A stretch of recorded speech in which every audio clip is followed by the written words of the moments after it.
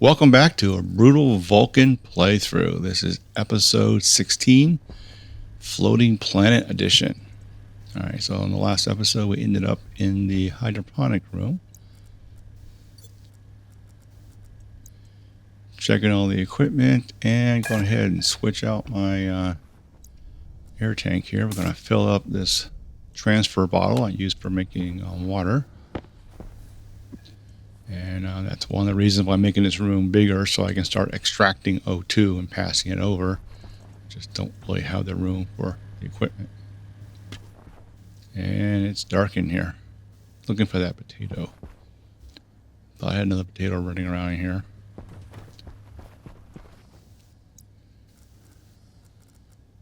Guess I might have to cook up another one. Oh, there it is. In this episode, I'm going to focus on opening up that area I created on the hydroponic area. And that should be the last expansion for a little bit. I'm actually going to put lights in there on a sensor so they come on and off when I enter and leave. Make some more water manually. And down below, I will make a bunch of heavy solar panels. And I'll use an IC version of the tracker. And that'll be connected to a large station battery for power. And the goal is just get another independent power system running. And that'll drive all the equipment. And I'll take the load off of this. And at some point, I'll remove the standard solar panels off this section and just rely on the new power generation, which I plan to try to make it overkill so we have plenty of power.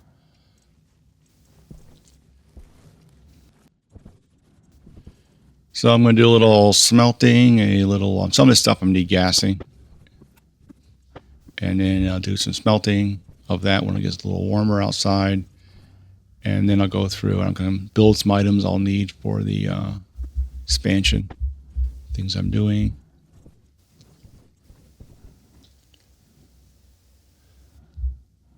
Here they're making some lights finally. It's going to make a whole bunch of lights so we can start fixing things up. All right, so this point of this playthrough for both the Vulcan and the Europa one, which I'm kind of going back and forth on, is that they're both, past the survival state.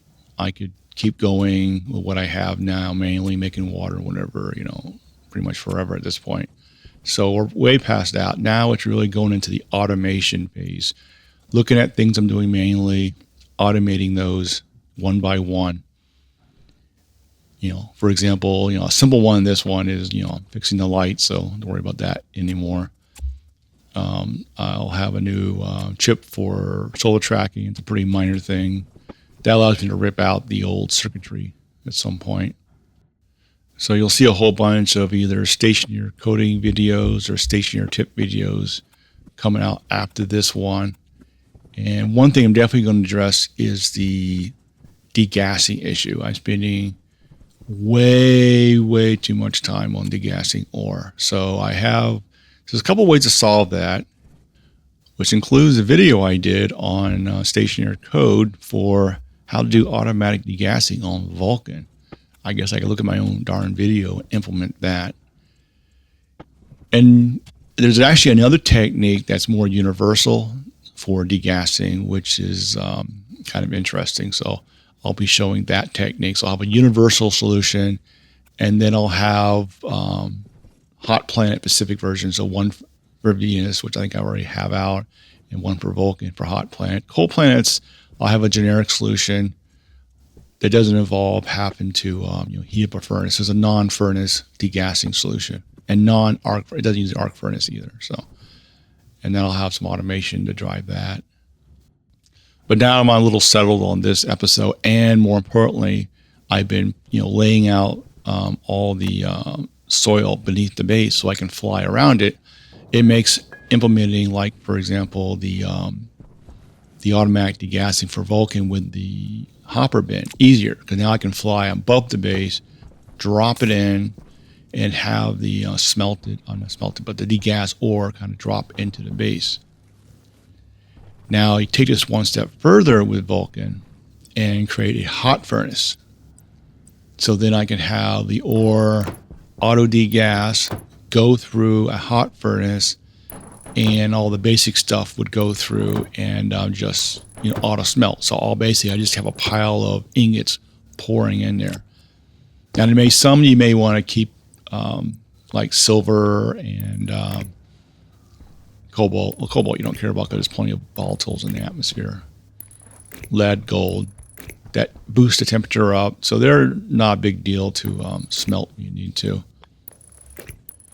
But you can decide after a mining trip what to dump in there. And that'll make things a lot faster once I have that set up.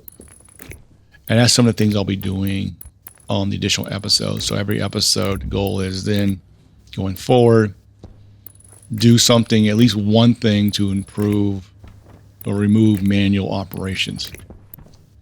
Here I am wiring this up here. Now, I will flip all the lights on manually initially, but I will automate that by the end of this episode. Well, that's better. We can actually see in here. Yeah, something I'll definitely try to do is definitely get the lighting situation cleaned up across the base. And I found my potato. All right, so now using the science of looking in there.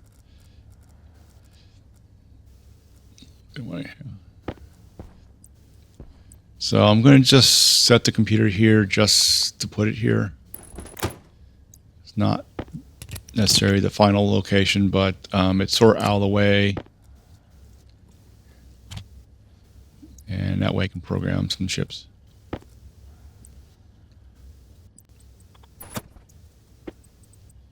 And our little occupied sensor. So if it, in the room, I think it has a count of how many. I just checked for 0 or non-zero. All right, there it is. There will be a link in the description for this code. I actually will add some more comments to the code before I check it in the GitHub. It's very simple. I just, I pull one variable out of the sensor, and I just do a batch send to all the named lights, and that's it.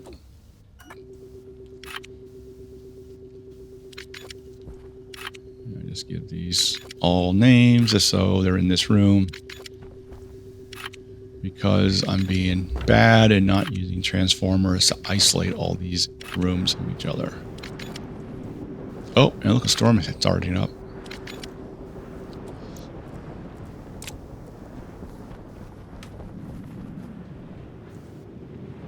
Yeah, since I'm playing a beta, I wonder if the solar storms are ever going to hit.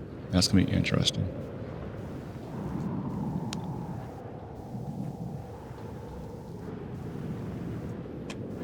Probably have to start getting ready for that.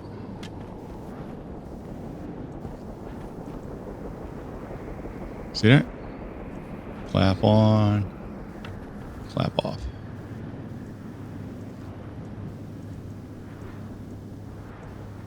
Looking for one that's not 100. Couldn't find them. I must finish that off.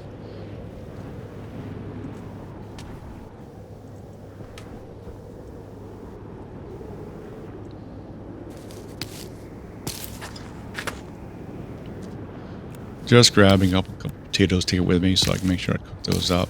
Okay. I forget how many I have in the oven.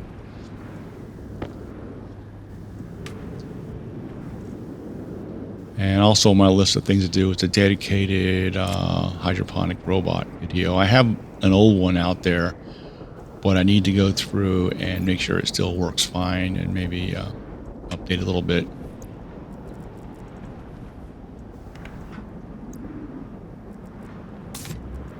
The problem with the robot hydroponics is dependent on how you configure things. There are different ways to set up, like, where you get the seeds from. Do you use fertilizer, output bins, how's the size of it? Do you have multiple arms running at one time? You have multiple output bins to speed up, so the arm doesn't move so far. So there's a lot of it's not just the code, it's actually, how you lay it out. So I'm thinking the first one I'll do is like a very simple layout type thing called simple robot version, and then do a follow-up more advanced one.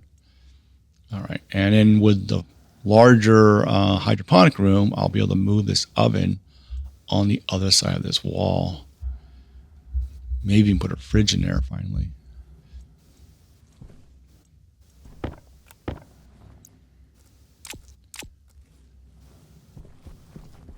And put this in here. Turn it on, turn it on, turn it on. And no water there.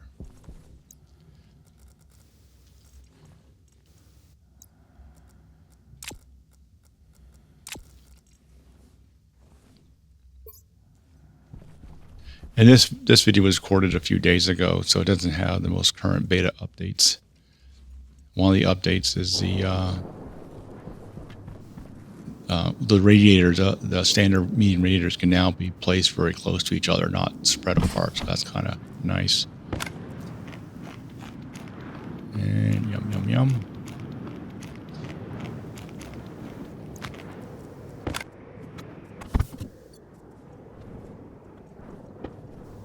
Toss that over there, and we're done. We're just going to mess around, do a little bit of construction and smelting. Getting ready to go outside and do some building.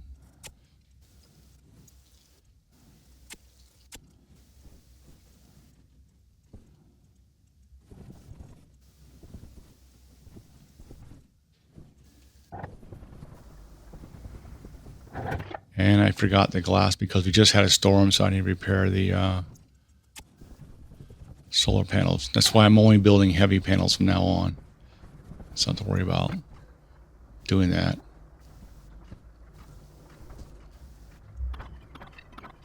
And it's definitely far more cheaper material-wise to enclose them and use standard ones, but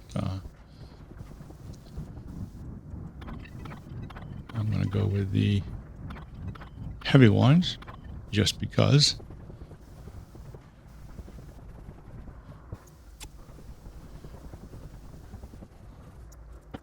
All right, let's crank out some frames here. Let's try and get it sort of lined up more or less to the size of the upper area.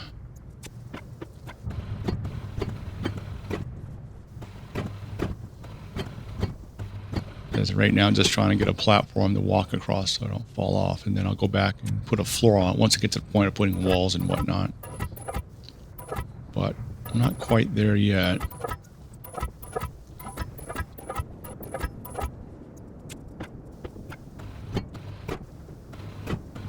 And some of these will have the same walkway that I have above, in a way. Everything's filled in.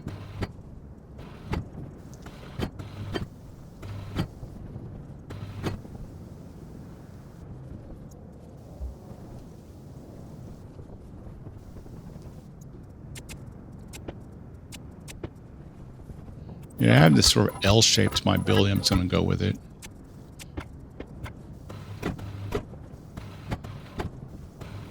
This is under the hydroponics right now. And we'll do some filling. Oh, let's go ahead and do some mining. Ran out of dirt, so I better go ahead and fill the dirt container. Just go ahead and rotate around. And that 64 is pretty limited. They need like a much bigger dirt thing.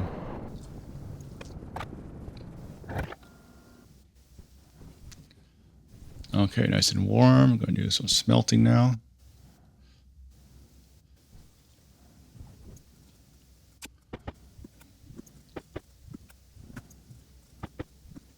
Okay, for sure. Next episode, I will put the auto. I might go with the full thing and put the full, at least a full degasser. The automatic degasser will be in the next episode. There's no excuse not to put it in. I can put it right on top of the base and then just fly over and dump the ore in there and let it go through.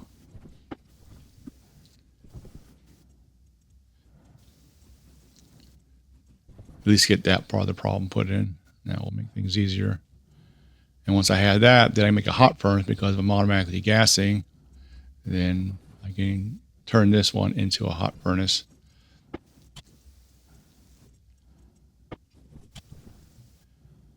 And then everything will be much easier.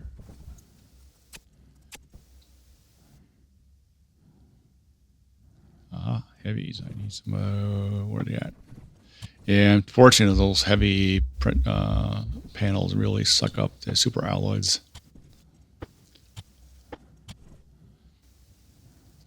But since they're going to make, took the cap off of, the max cap off solar panels, they'll be way more efficient now.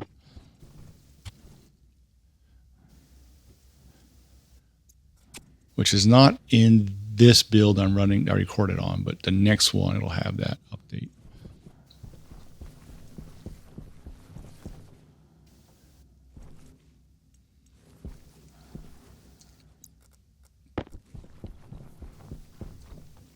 And we suck that dry. A little bit there. Now, I do have a lot more volatiles downstairs I've been collecting. I just haven't got to switching that over. I'm trying to, when I build out the base, I'll move things around and be able to pipe things up and down.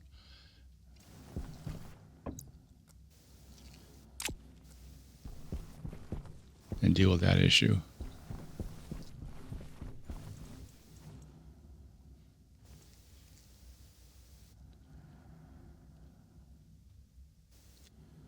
Anyway, make some more sensors here. So we need the sensor. Say I'll set up a solar tracker outside with the new panels. So we need a sensor, housing, chip. This will all use heavy cables, so we'll not have that problem. Yeah, I think that's a. I think I printed off a color or scanner card and tablet, but then I switched over to sensor glasses, so I didn't really need it.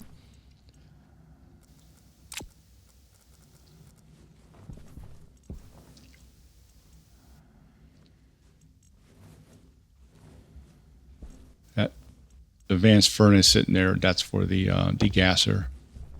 I just haven't installed it yet.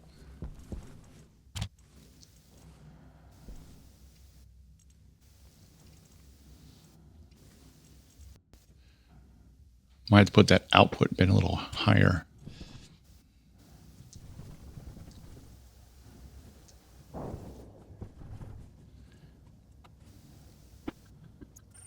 And we'll program the solar one. So this will also be linked to this code. I've used this before. I think it's in the Europa series.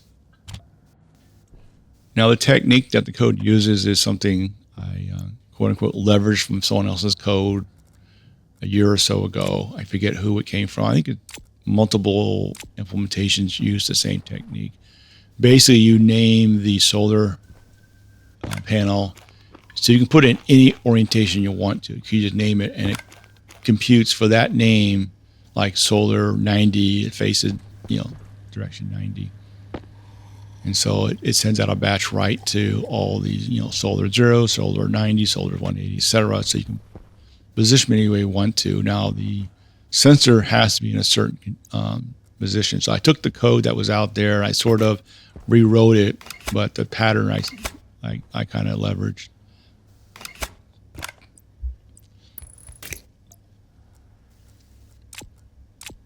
I will put a link to it, but it's not like it's a big deal because there's plenty of implementations of using solar tracking. All right, gonna finally open this sucker up, and the pressure drops down. Ooh, pretty close, 51, 52. So we're still over 50. That's good. And when I close the airlock and pressurize it, we'll get it slightly higher, so the potatoes are still happy. But I don't plan to expand this, at least not for a while. And yes, I'm going to add some more lights in here so we don't have the dark area over here.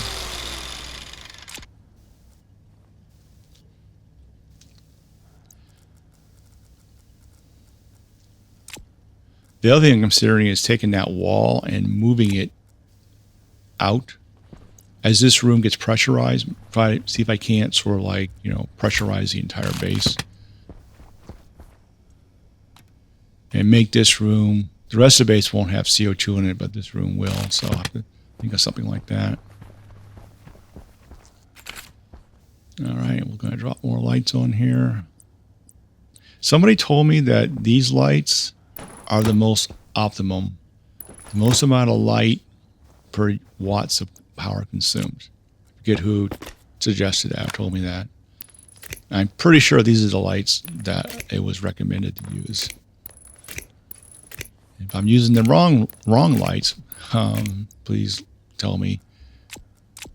I don't think I would change them. I like the way these look, so I think we're going to stay with this. Using the mouse wheel to rotate over. Okay, we named all those, and boom. Now the sensor is on a 1 second delay, so it takes 1 second for it to recognize, because that's fast enough.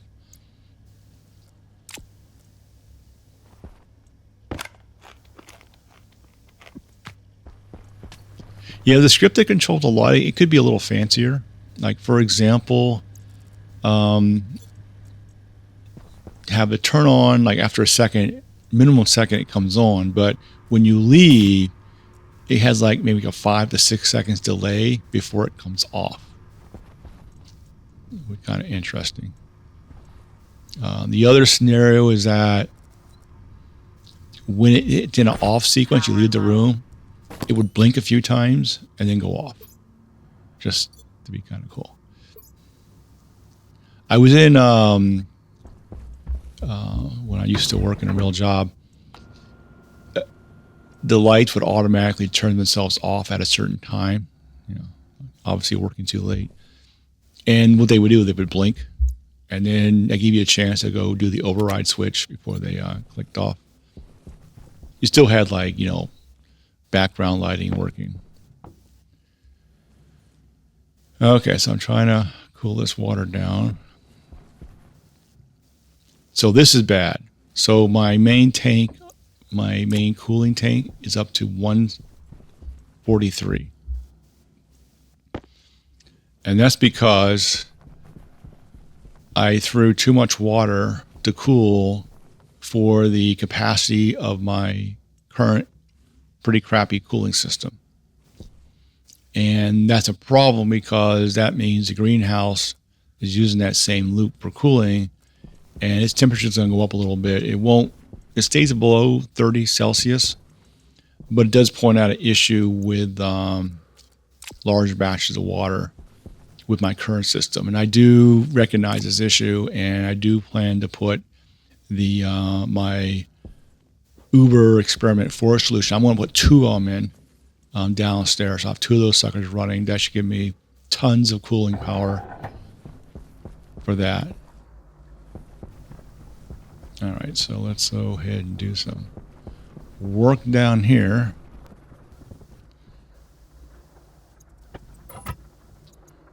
More frames in here.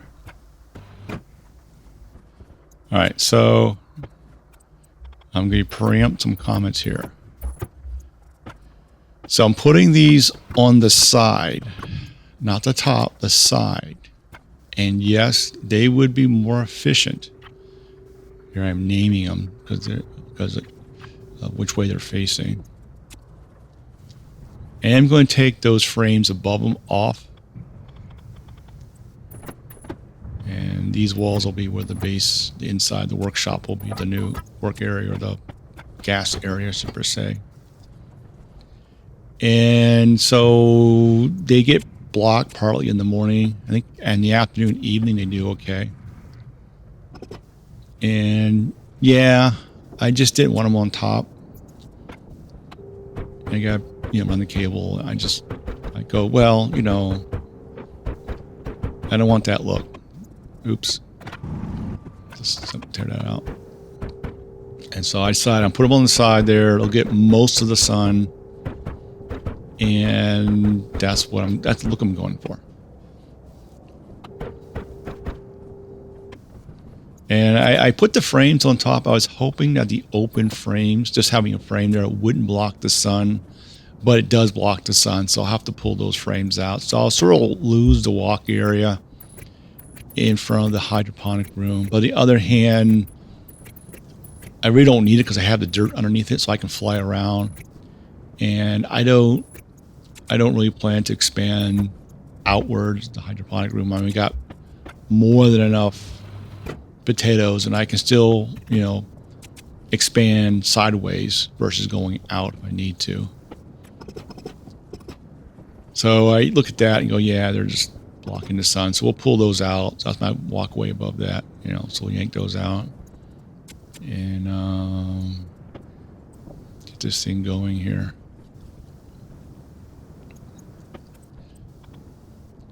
Just trying to figure out how I'm going to place this. Now the nose of the sensor has to point north. So that means the wire part points 180 and the front part points behind me, which is correct. Because now there are scripts that allows you to set the orientation of the sensor any way you want to and deal with this, but I just hard-coded it to this direction, to north. Okay, so they're tracking, and yeah, I gotta get rid of all this crap. It's just impacts.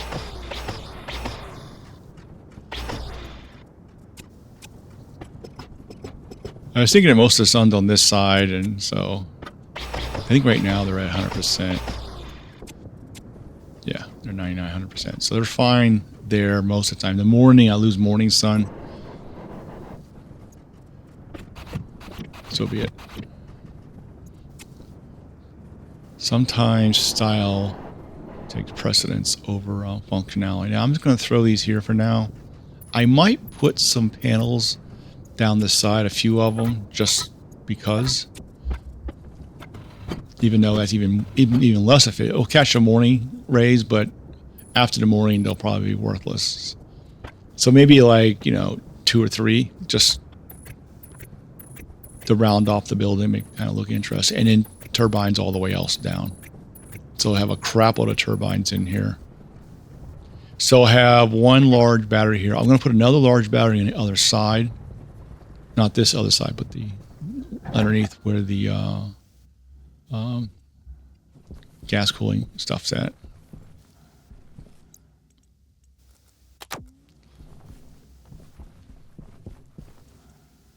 Nope. Yeah, I need to fix this too.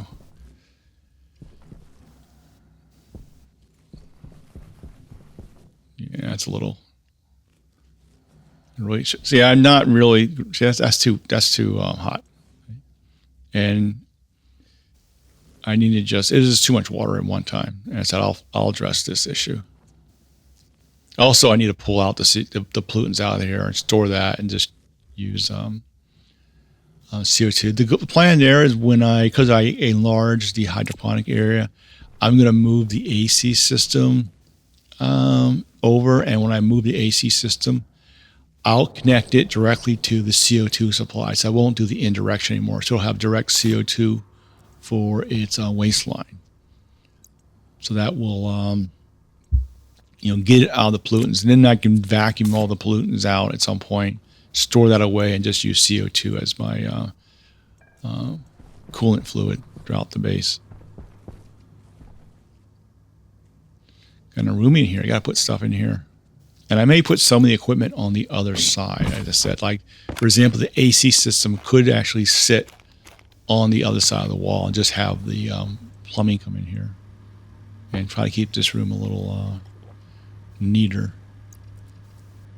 Now, if you notice, the room is 29 Celsius, and that's because I overtaxed the cooling system. And the coolant line is a little too toasty. Plus, I had a storm, which I think interrupted part of the cooling cycle, too. So between those two factors, it's just a little behind. But it will catch back up again in a bit and cool it back down.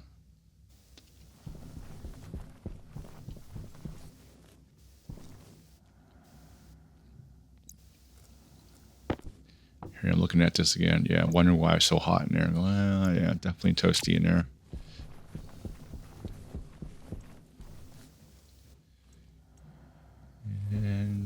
battery down. It's also because the storm interrupted my cycle. And that's one of the reasons why I'm boosting up the power supply. Starting to tax this a little too much. I gotta look at what these printers take idle.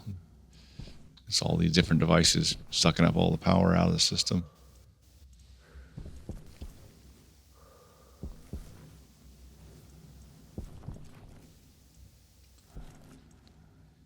And back out again.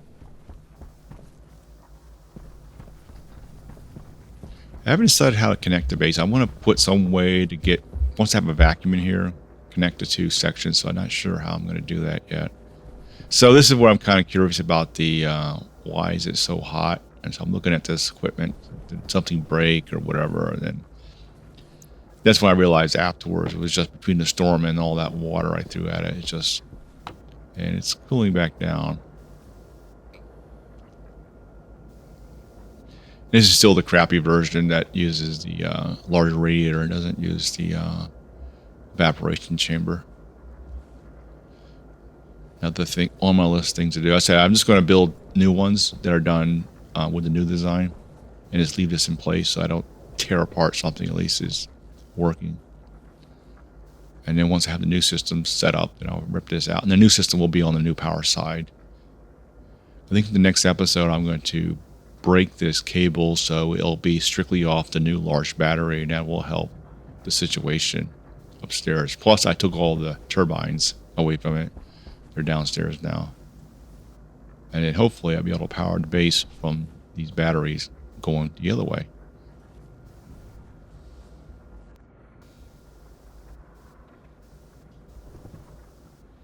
And it's coming down in temperature, so all right.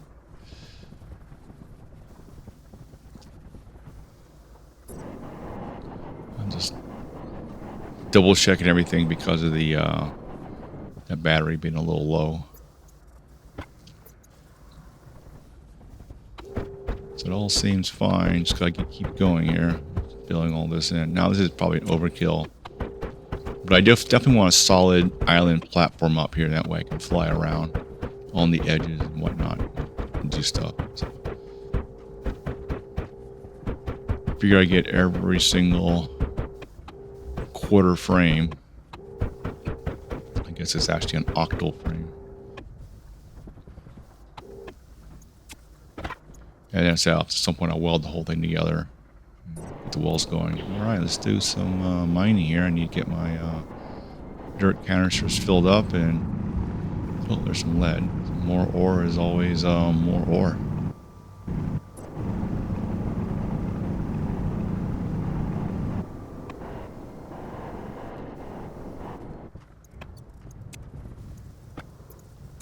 And we'll do some more filling in.